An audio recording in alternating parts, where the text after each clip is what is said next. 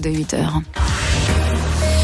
Et on en vient au sujet de notre ligne ouverte. On vous parle de l'Europe. L'Europe, cette mal-aimée. On l'évoque tout de suite avec votre invitée, Claire Moutarde, alors que nous fêtions la journée de l'Europe hier lundi. Bonjour Virginie Rosière. Bonjour. Vous êtes députée européenne PRG, vous êtes une de nos députées du Grand Sud-Ouest. Avant de revenir sur l'Europe, juste rapidement, c'est vrai qu'on découvre qu'il y a certaines pratiques extrêmement sexistes, voire pire, de la part des hommes politiques en France. Alors vous qui avez l'occasion de comparer, si je puis dire, puisque vous êtes en contact au quotidien avec vos collègues européens, est-ce qu'effectivement la France est un pays machiste qui s'ignore ? Oh, vous savez, on n'est pas, faut pas non plus que penser qu'on est toujours pire que les autres. Le sexisme en politique, malheureusement, c'est quelque chose qui est répandu, trop répandu. C'est quelque chose qu'il faut pas laisser passer. Et malheureusement, c'est aussi vrai dans notre pays européen. L'avantage au Parlement européen, c'est que comme on a des cultures différentes, tout le monde fait un petit peu plus attention à ne pas froisser les susceptibilités. Mais je ne pense pas qu'il faille stigmatiser particulièrement les Français là-dessus. Alors l'Europe, 75% des Français, selon un récent sondage, ne croient pas en elle. Est-ce qu'ils ont vraiment tort, ces Français, de ne plus y croire ? Vous savez, aujourd'hui, la situation dans laquelle se trouve l'Union européenne, tout le monde peut la voir.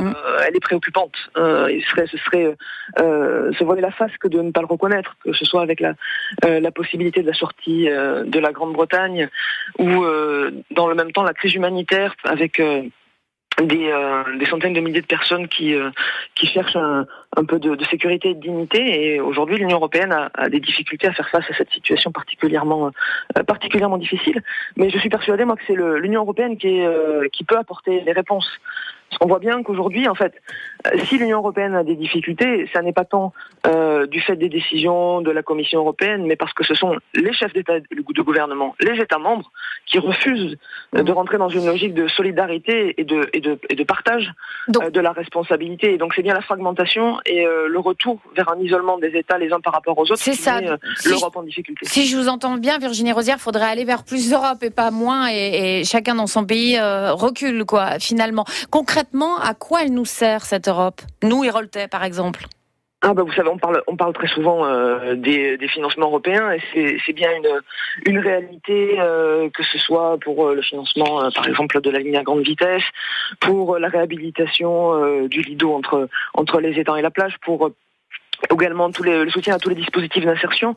Vous savez, on parle beaucoup de la garantie jeunesse pour aider les jeunes qui sont sans emploi à trouver une formation ou un emploi. C'est un dispositif européen avec aujourd'hui 6 milliards d'euros qui sont dépensés, bientôt 25 milliards d'euros.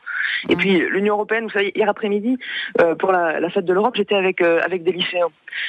Et c'est vrai qu'ils ne se rendent plus compte que des lycéens français, espagnols, italiens, et ils ne se rendent plus compte que quand ils vont d'un pays à l'autre, par exemple quand ils traversent la frontière au Pertus, il n'y a plus de contrôle aux frontières, il y a la même monnaie pour payer d'un côté et de l'autre de la frontière, mais pour eux c'est naturel.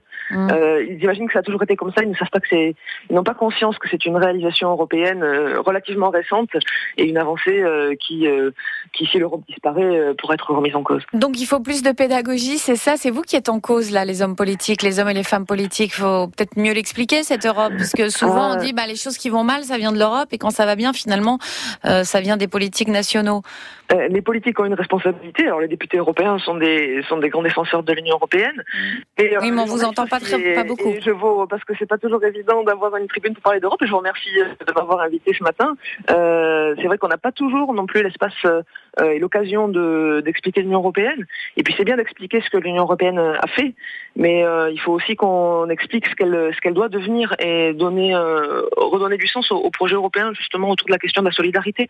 Serge, un de nos auditeurs nous disait, moi je voudrais une Europe sociale et culturelle. On n'y est pas du tout là.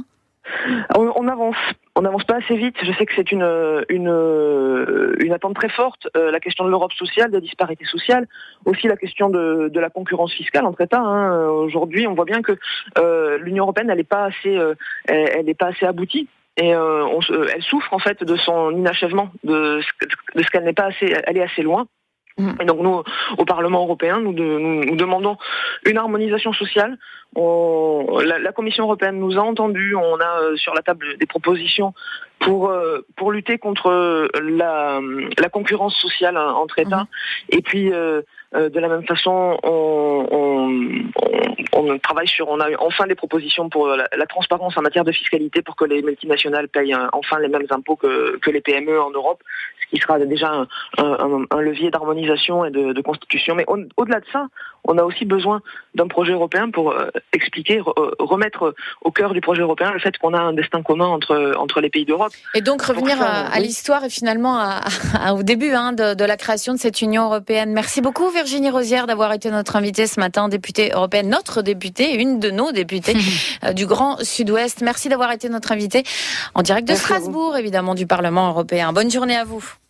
Virginie Rozière pour France Bleu au matin avec vous, Claire Moutard.